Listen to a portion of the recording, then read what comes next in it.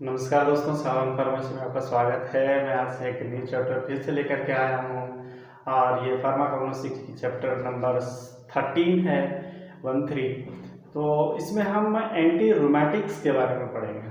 ठीक है, एंटी रूमेटिक्स उसको कहते हैं जो हमारे जोड़ों में, यानी कि हर एक जो जॉइंट रहती है उस जॉइंट में क्या होता है, रिमाटॉइड्स प्रेजेंट होने के कारण से कभी पेन हो करके वो सीधा नहीं होना या मुड़ना नहीं, ऐसे हर एक जोड़ों में तकलीफ हो जाना, है ना, या तो मूवमेंट करने में दर्द होना, या तो पैर में हो या घुटनों में हो, वो सब में होता है, ये एंटी रूमेटिक्स को कहते हैं।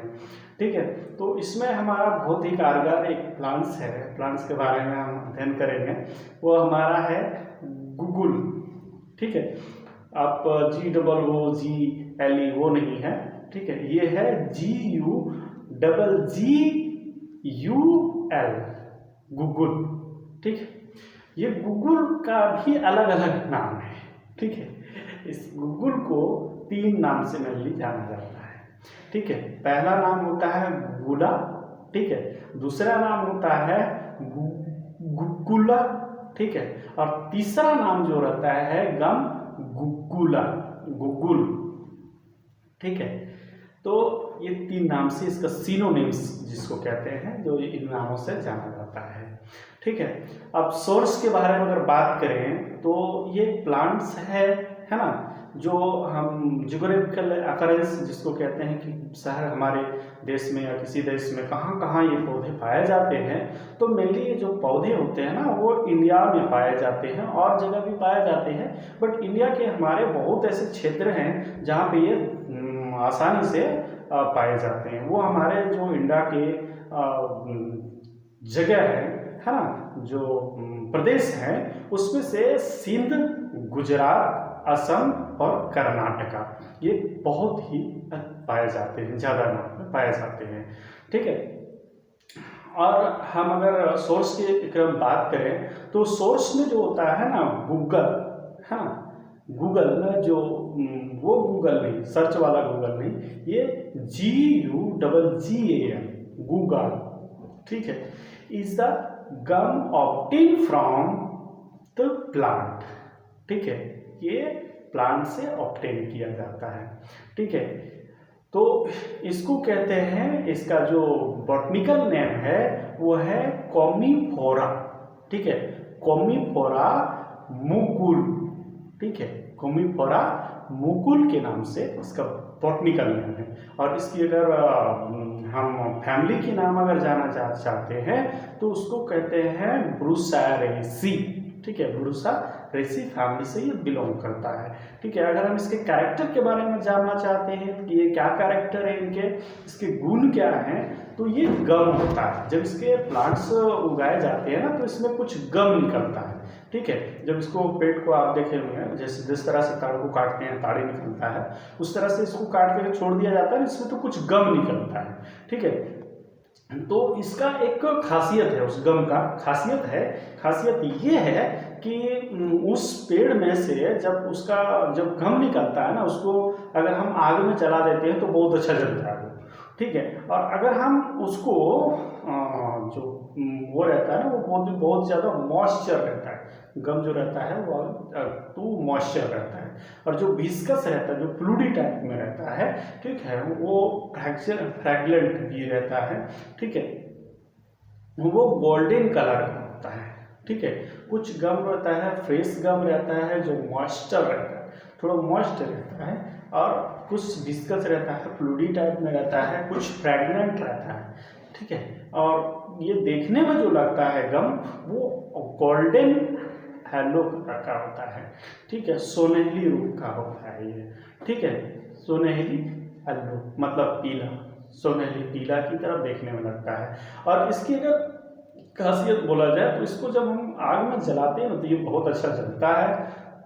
दूसरी बात ये होता है कि अगर हम इसको सनलाइट के परसेंट में रख देंगे, अगर धूप में रख देते हैं तो क्या होता है, ये पिघलना शुरू हो जाता है, मेल्ट करता है। तो यानी burn in fire and melt in the presence of sunlight, ठीक है। और ये जो अगर हम इसको पानी में अगर घोल देते हैं तो क्या होता है, गर्म पानी में अगर हम इसको जब खोल देते हैं, ठीक है, तो गर्म पानी में क्या होता है, दूध का कलर हो जाता है, उसको कहते हैं दूध या कलर, ठीक है। तो ये मिल्किश एमल्सन बनाता है, ठीक है, उसको एमल्सन, मिल्की एमल्सन बोला जाता है, ठीक है। और कंस्टिट्यूएंट की अगर हम बात करें, ठीक है, तो कंस्टिट्यूएंट में अगर हम जानना चाहते हैं तो कंस्टिट्यूएंट में ये हमारा आता है गुगुलास्टेरॉन, और दूसरा नाम होता है गम रेनिन, ठीक है, सॉरी गम रेसिन के नाम से जाना जाता है, और ये वोलाटाइल्स ऑयल्स के नाम से भी जाना जाता है। ये गम जो रहता है वो वोलाटाइल इन नेचर के होते हैं, ठीक है। अगर इस्तेमाल के बारे में बात की जाए कि इसको इस्तेमाल कैसे किया जाता है, तो it is a highly useful treatment of rheumatism and in which given internally और लोकली अप्लाइड। ये होते हैं कि अगर यूज़ होता है ना बहुत ही ज़्यादा, जब रूमेटाइज डिसीज़ हो जाती है, जब किसी का घुटने में दर्द रहता है और थोड़ा सा मुड़ने में प्रॉब्लम होती है, तो उस समय क्या होता है, आर्टरियल एंगुलर जॉइंट में या तो इसको इंजेक्ट किया जाता है और या तो उसके ऊपर ही में लगाया जाता है, ठीक है। मेनली करके ये ज़्यादा होता है, घुटनों में जब प्रॉब्लम होती है तो इसको आर्थरोलॉजिस्ट जो रहते हैं, जैसे कि आप समझते हैं कि रूमेटॉइड आर्थराइटिस होता है ना, तो वो रूमेटॉइड आर्थराइटिस में बहुत अच्छे काम करते हैं, ठीक है। और दूसरी इसका जो इस्तेमाल होता है वो डेंटल प्रोडक्ट के रूप में इस्तेमाल होता है। जब डेंटल केरीज हो जाता है, जब दांत में गड्ढे हो जाते हैं ना, तो उस समय परमानेंटली नहीं, ये टेम्प्रोरी के लिए उसके को थोड़ा सा वॉश करके और फिर बिटाडिन से या तो फिर वॉश करने के बाद में उसके एंटीबैक्टीरिया को हटाने के बाद में फिर इसको जिस तरह से डेंटल सीमेंट की तरह भरा जाता है उस तरह से इसको भर दिया जाता है, कुछ दिन तक रहता है, फिर ये निकल जाता है, ठीक है। उसमें भी डेंटल कैरीज में ये किया जाता है, और ये वीक गम रहता है, ये वीक गम के रूप में भी काम किया जाता है। और इसको पायरिया जब होता है, पायरिया जैसे कि पायरिया आप समझ सकते हैं, जब किसी की भी मुंह से बदबूदार स्मेल आना, ऐसे करके अगर मान लीजिए उसके सामने में गए और उसके पास में थोड़ा सा भी मेरे नाक से अगर मान लीजिए उसकी सांस की नाकों में आती है तो लगता है यार कैसा एक इंसान है, बहुत ही ज़्यादा इसके मुंह से बदबू आ रही है, तो उसको बोलते हैं पायरिया। मुंह से खून आना, तो बस कसने से मुंह से खून आना और मुंह से गंदगी मतलब बदबूदार स्मेल आना, उसको कहते हैं पायरिया, ठीक है। और ये जो हमारा गुगल्स है ना, ये जो है हमारा गुगल्स का गुगुलास्टेरॉन है, उसको इस्तेमाल जो किया जाता है वो कुछ नर्वस सिस्टम में भी इस्तेमाल किया जाता है, यूरिनरी सिस्टम में भी इस्तेमाल किया जाता है, और किडनी डिजॉर्डर में भी, सॉरी स्किन डिजॉर्डर में भी इसको इस्तेमाल किया जाता है, ठीक है। और ये भी जो होता है कुछ पाल्मोनरी ट्यूबरकुलोसिस अगर किसी को होता है तो पाल्मोनरी ट्यूबरकुलोसिस में इसका ट्रीटमेंट है।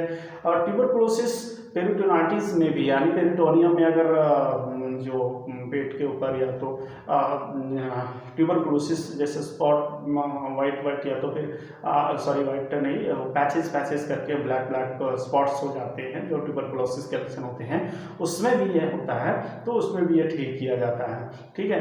ये और मरास्मस ऑफ द चिल्ड्रेन, तो मरास्मस ऑफ द चिल्ड्रेन में मतलब क्या होता है कि जब बच्चों में प्रोटीन्स की कमी हो जाती है तो उसको कहते हैं मरास्मस डिजीज, ठीक है, प्रोटीन डिफिशिएंसी के कारण से ये डिजीज होता है मरास्मस।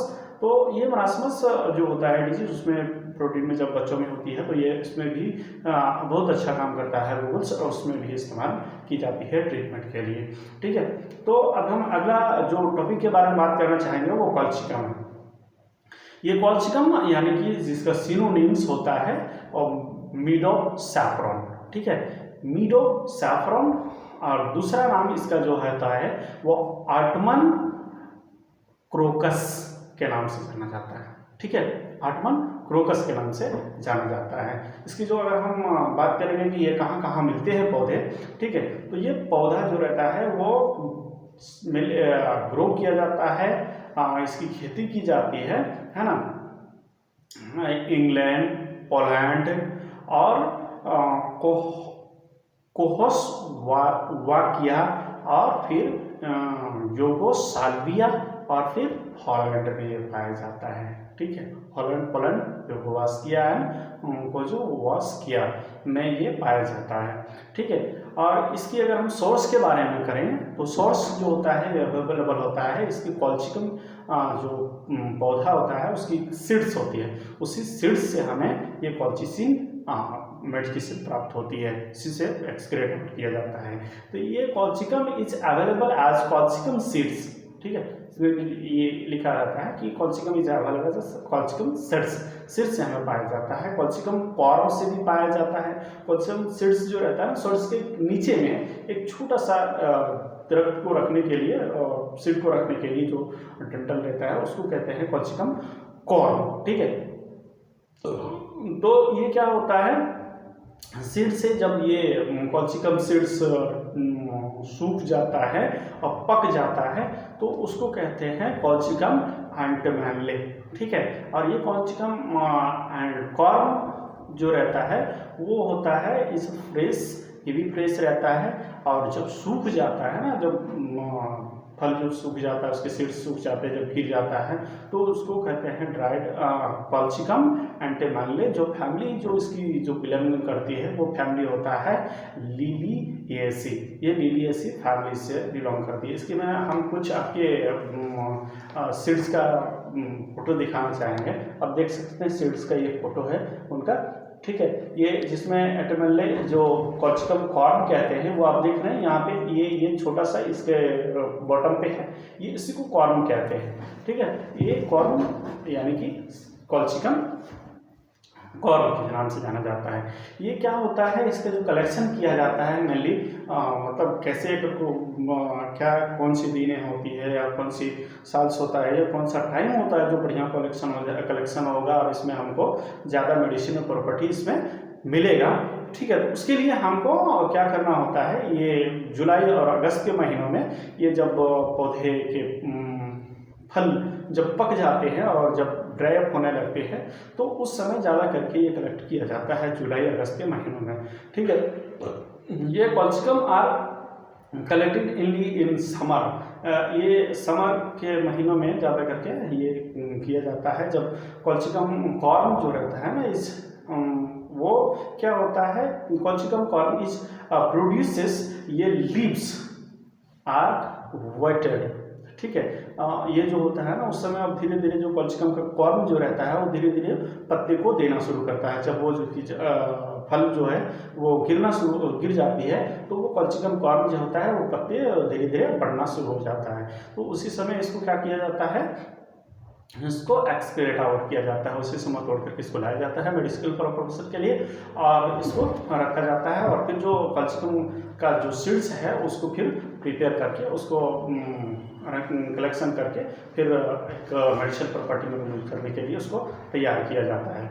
ठीक है, तो ये क्या होता है, कॉल्चिकम को क्या किया जाता है, कॉर्म जो होता है ना वो ट्रांसवर्सली अगर काट दी जाए, है ना, स्लाइस में, तो ये जो जब इसको काट दिया जाता है, कॉल्चिकम कॉर्म को लाया जाता है उसके, तो उसको ट्रांसफरली में मतलब अगर ये ऐसे करके होता है, ठीक है, ऐसे करके होता है तो इसको ट्रांसफर में ऐसे करके काट दिया जाता है। ठीक है, ये वर्टिकल होता है, ये ट्रांसफर होता है, तो वो ट्रांसवर्स में काट दिए जाते हैं और काटने के बाद में 65 डिग्री के ऊपर में ही 65 डिग्री से नीचे ही टेम्परेचर में इसको सुखाया जाता है। ठीक है, और उसके आउटर मेम्ब्रेन को रिजेक्ट कर दिया जाता है ना, उसको टेस्टा कहते हैं। ठीक है, और उसको अगर हम सीड्स की बात करें, उसके जो हमारे बीज को अगर बात करें तो ये बीज जो होता है ना वो उसका 2 से 3 mm का बीज होता है। ठीक है, इसकी डायमीटर होती है बीज की। ये क्या होता है, अवॉइड ग्लोबुलर इन शेप होता है। ग्लोबुलर इन शेप होता है कि यहाँ से ऐसे करके आया, ऐसे करके ऐसे हो गया। ठीक है, जैसे प्याज का हो गया, लेकिन प्याज तो बहुत ज़्यादा संकीर्ण हो जाता है माथे पे, लेकिन ये थोड़ा सा मोटा रहता है। ठीक है, ये ऐसे करके होता है, जिसको हम कोलोनिकल शेप भी कहते हैं। ठीक है, ये कोलोनिकल शेप का मिली पाया जाता है और कोलोनिकल शेप इसका एग्जाम्पल है। ठीक है, ये जो होते हैं वो हार्ड होता है स्प्लिटेस्टा और रेडिश ब्राउन इन मेनली ये जो मिमिर की जो इसकी माइन्यूटली पीटेड रहता है, कुछ माइन्यूटली हल्का हल्का सा गड्ढे होते हैं उसके सीड्स पे। ठीक है, जब ये सूख जाते हैं, ठीक है, तब ये थोड़ा थोड़ा सा उसके जो सीड्स रहते हैं उसमें थोड़ा हल्का हल्का सा गड्ढा हो जाता है और ये सीड्स जो रहता है ना बहुत ही ज़्यादा डार्क हो जाता है। ठीक है, जो कलर येलोइश डार्क होता है ना, वो येलोइश डार्क कलर की हो जाती है। ठीक है, और क्या होता है, ये कवर्ड होता है सगली सॉल्यूशन से। ये कुछ अपना रिसाव करता है। ठीक है, रिसाव करने से ये शुगर टाइप में एक रिसाव करता है। ठीक है, और ये कवर हो जाता है ये सुगरी सॉल्यूशन से। तो ये जो सीड्स होता है ना वो मिनिमली पॉइंटेड होता है हाइलम में। हाइलम में थोड़ा सा पॉइंट छिद्र रहता है, उस छिद्र से सब सारा रिसाव होता है ना। They are the different bark, है ना।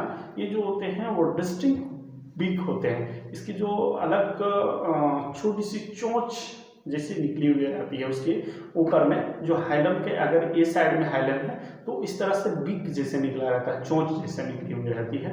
अप्रोक्सीमेटली ये जो अपोजिट साइड में हाइलम में ही रहता है। कॉर्म की अगर बात करें तो ये कॉर्म जो रहता है ना वो कॉर्म कंटेन करता है कोलोनिकल इन शेप। कॉर्म का जो शेप रहता है वो कोलोनिकल होता है। They are rounded inside and flattened on the outer. ये राउंडेड रहता है इनर साइड में और फ्लैटेंड चपड़ा होता है। ठीक है, चपटा सा होता है आउटर साइड में।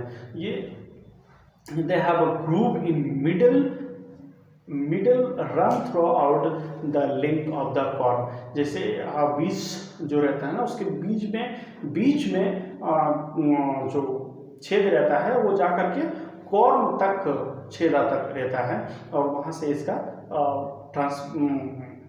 डिफ्यूज़न होता है और जैसे उसको फल को चाहिए न्यूट्रिएंट्स वगैरह तो उसी से वो मिलते रहता है। ठीक है, कलर जो इसकी बोला जाए तो वाइट एलोइस कलर का होता है, जो इसे वाइट कहते हैं। फ्रैक्चर होते हैं तो इसको अगर ये टूट जाता है ये बहुत ही जल्दी दिख जाता है और कंटेन करता है ऑर्डरलेस, है ना। ये इसमें कोई सुगंध नहीं होता है। ठीक है, इसमें बहुत ज़्यादा जो है खाने के बाद में थोड़ा सा कड़वाहट जैसा लगता है, बिटर इन टेस्ट होता है। ठीक है, जो हमारा बेस का नेचर वो से नेचर का रहता है ये। और इसको जो कंस्टिट्यूएंट पाए जाते हैं इसमें केमिकल कंस्टिट्यूएंट जो पाए जाते हैं वो कॉल्चिसिन होता है। ठीक है, मेनली जो रहता है ये अल्कोलाइड्स रहता है, परसेंट रहता है दोनों में, सीड्स में भी और कॉर्म में भी। ठीक है, और दूसरा जो अलग कंपोनेंट पाए जाते हैं केमिकल कंस्टिट्यूएंट वो होता है डाइनीकोल्चिसिन इथ अनदर अल्कोलाइड्स जो पाए जाते हैं। ठीक है, तो हम इसके बारे में बात करेंगे। अब रही बात कि अगर हमको कोई सोल्यूशन दे दी जाए कि इसको टेस्ट कैसे करेंगे, आइडेंटिफिकेशन टेस्ट कैसे करेंगे, तो सबसे पहले हमको अगर कोई खोद दे दिया जाए तो उसमें हमको सिर्फ बताना है कि ये इसमें कॉल्चिसिन प्रेजेंट है या नहीं प्रेजेंट है। तो हम इसमें दो केमिकल यूज़ कर सकते हैं। एक केमिकल से अगर पता चल जाता है तो ठीक है, जो दूसरा केमिकल से भी पता चलता है। इसके अलग केमिकल से अलग मतलब एक ही टेस्ट होता है लेकिन अलग अलग तरह से हम कर सकते हैं। एक होता है हमारा सल्फ्यूरिक एसिड जो 70% होती है, वो 70% सल्फ्यूरिक एसिड को लेकर के उसका सॉल्यूशन जो रहता है, ये अगर मान लीजिए उसमें प्रेजेंट है या नहीं है, उसको जांच करने के लिए अगर कॉल्चिसिन अगर कोई भी सॉल्यूशन में अगर डाल दिया जाए और आपको दे दिया जाए कि इसको टेस्ट करना है, तो उसमें क्या होता है 70% हम सल्फ्यूरिक एसिड को लेते हैं और उसमें घोल जो रहता है हमारा इसका कॉल्चिसिन का उसको डाल देते हैं। तो हमें पता है कि हमारा जो एलोइस कलर है, एलोइस कलर अगर हमको दिख जाता है, डालने के बाद में येलोविश कलर अपीयरेंस हो जाता है उस सॉल्यूशन में, तो हमको पता है कि ये जो है वो हमारा कॉल्चिसिन इस सॉल्यूशन में मौजूद है। ठीक है, और दूसरी एक टेस्ट इस तरह से कर सकते हैं, ये हाइड्रोक्लोरिक एसिड से टेस्ट होता है। ठीक है, हाइड्रोक्लोरिक एसिड से क्या करते हैं, हाइड्रोक्लोरिक एसिड को लेंगे तो फिर वो सॉल्यूशन को लेंगे और उसको मिलाएंगे। अगर हम उसमें भी अगर ये कलर को देख सकते हैं कि अगर येलोविश कलर किया जाएगा, येलोविश वाइट कलर का आ जाता है, तो उसमें हमको पता चल जाएगा ये कलर हमारा जो है वो कॉल्चिसिन का कंपोनेंट्स का है। तो इसीलिए हम उस तरह से इसको आइडेंटिफाई कर सकते हैं टेस्ट को। ठीक है, हम इसका आप जानेंगे यूजेस के बारे में। तो यूजेस के बारे में हम इस तरह से जान सकते हैं कॉल्चिसिन को, सोर्स ऑफ कॉल्चिसिन। ठीक है, तो सोर्स जो कॉल्चिसिन का होता है वो कॉल्चिसिन सीड से ही, कॉल्चिसिन के सीड से ही पाया जाता है। कॉल्चिकम सीड से ही हमें कॉल्चिसिन मिलती है। ठीक है, और कॉल्चिसिन जो इफेक्टिव जो काम करता है वो गाउट इन डिजीज, गठिया जो होता है उसमें बहुत डिजीज में एंटी ट्यूमर एक्टिविटी में भी काम करता है। ठीक है, और गठिया में भी ज़्यादा करके काम करता है। ठीक है, तो colchicine is also use in produce polyploids in biological experiment. Polyploid biological experiment में भी हमारा कॉल्चिकम का बहुत ही यूज होता है। दोस्तों, हमारा वीडियो थोड़ा लंबा हो गया, इसलिए हमसे आपसे निवेदन है कि आप ज़रूर हमारे वीडियो को लास्ट तक ज़रूर देखें, इसे लाइक करें, सब्सक्राइब करें, हमारे बेल आइकन को ज़रूर दबाएं, क्योंकि आप बेल आइकन को दबाएंगे तो जल्द ही आपको नोटिफिकेशन मिल जाएगी। जो भी वीडियो मैंने अपलोड करूँगा तो आपको तुरंत ही वीडियो अब मिल जाएगी। इसलिए हमारे चैनल को ज़रूर सब्सक्राइब करें। Thank you, have a nice day.